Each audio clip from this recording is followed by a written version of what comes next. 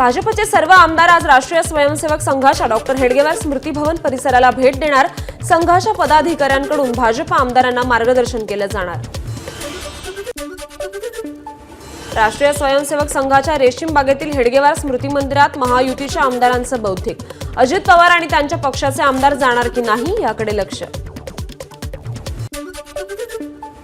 नवीन वर्षात जवळपास 3500 लालपरी बसेस एसटीच्या ताफ्यात दाखल होणार। मंत्री भरत गोगावले यांची घोषणा। विदर्भ विकलांग समितीच्या आंदोलकांच्या मागण्यांसाठी विधान भवनावर मोर्चा।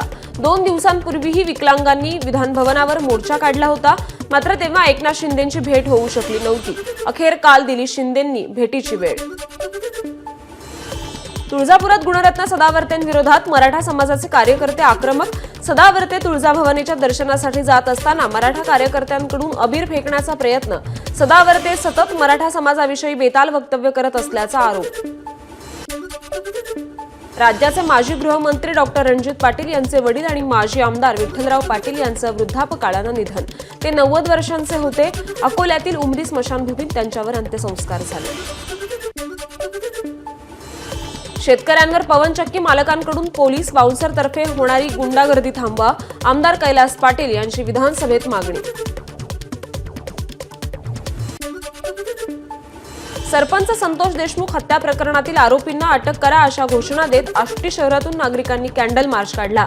आमदार सुरेश धस मित्रमंडळ आणि नागरिकांनी सहभाग घेत घटनेचा निषेध केला। परभणी प्रकरणी ज्या 3 पोलीस अधिकाऱ्यांविरोधात रोष आहे त्या तिन्ही पोलीस अधिकाऱ्यांना सक्तीच्या रजेवर पाठवा।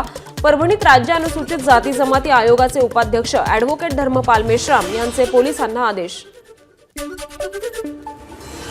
परभणी हिंसाचार प्रकरणी न्यायालयीन कोठडीत असलेल्या सर्वच्या सर्व 31 जणांना न्यायालयानं दिला जामीन। जिल्हा न्यायाधीश नायर यांनी हा जामीन दिला।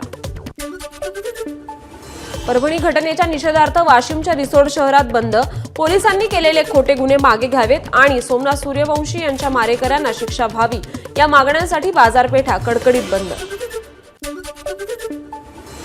नाशिकच्या सिन्नर तालुक्यातील माजी नगरसेवक नामदेव लोंढेंच्या मुलावर हल्ला। हल्लेखोरांनी पिस्तुल्याने हवेत गोळीबार केल्याची ही माहिती। हल्ल्यात सागर लोंढे गंभीर जखमी। वाशिममध्ये ऑनलाईन टायपिंग परीक्षेत गोंधळ। अनेक विद्यार्थ्यांनी व्यक्त केली नापास होण्याची भीती।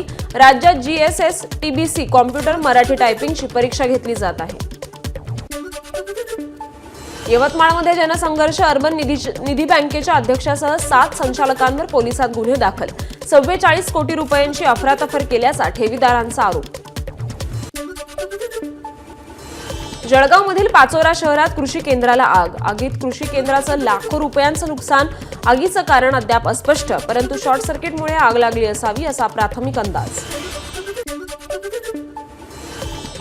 अहिल्यानगर शहर, लोणी, संगमनेरमध्ये अवैध कत्तलखान्यांवर धडक कारवाई।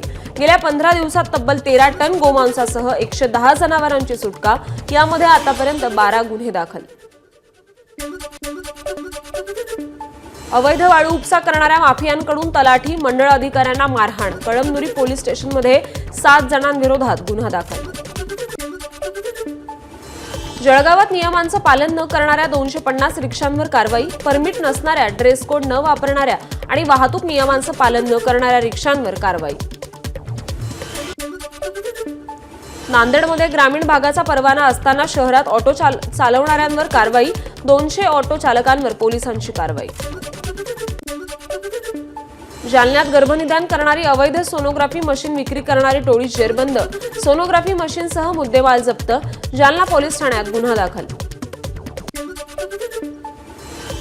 टिपेश्वर अभयारण्याच्या वेशीवरील निसर्गाच्या कुशीत असलेल्या अंधारवाडी या पहिल्या मधाच्या गावाचा चेहरा मोहरा बदलला। गावातील 25 कुटुंबियांना मध संकलनातून मिळाला रोजगार। मध संकलनाचं महाबळेश्वर येथे देण्यात आलं प्रशिक्षण। सिंधुदुर्ग जिल्ह्यातील कुडाळ तालुक्यातील हिरलोक गावात अघोरी कृत्य आणि जादूटोण्याचा प्रकार उघडकीस। कुडाळ पोलिसांनी स्थानिक ग्रामस्थांच्या मदतीने 5 जणांना ताब्यात घेतलं। सिंधुदुर्गमधील खोल समुद्रात खलाशाच्या झालेल्या हत्येच्या निषेधार्थ गुहागरमध्ये खारवी समाजाचा जन आक्रोश मोर्चा। शासनाच्या विरोधात मोर्चा काढून खारवी समाजाचा एल्गार। आरोपीला फाशी देण्याची मागणी। रत्नागिरीच्या जयगडमधील वायू गळतीनंतर पालकांचा रास्ता रोको. कंपनीचा एंट्रन्स गेट बंद करत कंपनीच्या गाड्याही रोखल्या तर पोलीस ठाण्यावरही दिली धडक. कायमस्वरूपी उपाययोजनांची त्यांनी मागणी केली. जालन्यातील खरपुडीतील सिडको प्रकल्पाला स्थानिक शेतकऱ्यांचा विरोध. सिडकोसाठी संपादित होणाऱ्या जमिनीचा सर्व शेतकऱ्यांना समान मोबदला देण्याची मागणी. यासाठी जिल्हाधिकारी कार्यालयावर त्यांनी मोर्चा काढला. लोणावळा येथील कैवल्यधाम संस्थेच्या जागेचा प्रश्न ऐरणीवर. अलिबाग तालुक्यातील रांजणखारमधील 30 एकर जागेची मोजणी करण्यास सुरुवात. मात्र रांजणखार ग्रामस्थांचा मोजणीला विरोध. एबीपी माझा, उघडा डोळे बघा नीट.